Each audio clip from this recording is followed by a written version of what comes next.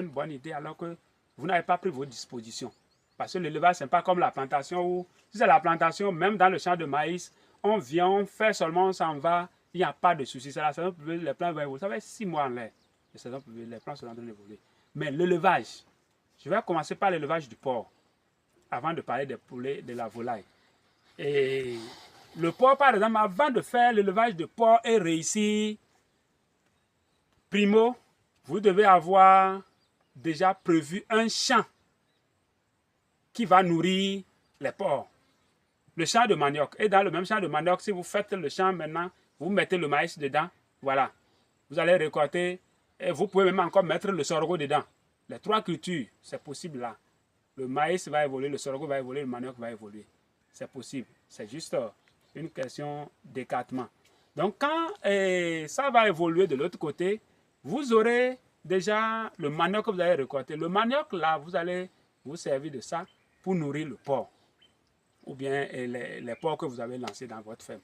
Si vous n'avez pas prévu un champ qui va nourrir les porcs et vous devez à tout moment acheter la provende, je vous assure que celui qui aurait pris son argent qu'il a déposé à la banque et quand il veut, il va prendre, il serait encore mieux que vous qui avez pensé investir dans ce sens-là. Parce que la provende, vous allez tellement acheter au point où vous serez fatigué.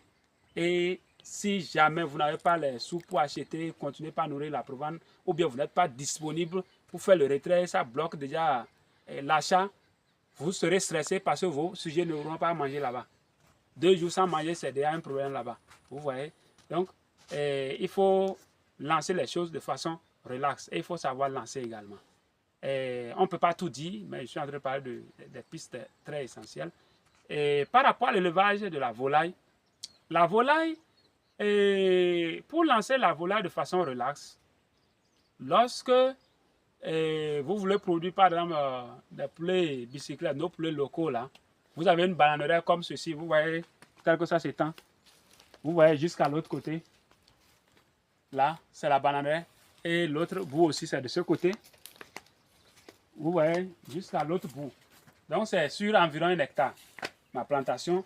Donc, l'hectare, par exemple, vous lancez, vous avez cette plantation-là. Votre volaille, vous pouvez faire jusqu'à, vous pouvez avoir jusqu'à 500 sujets de volailles qui vont se balader dedans et se nourrir. Il y a les insectes, les vers de terre.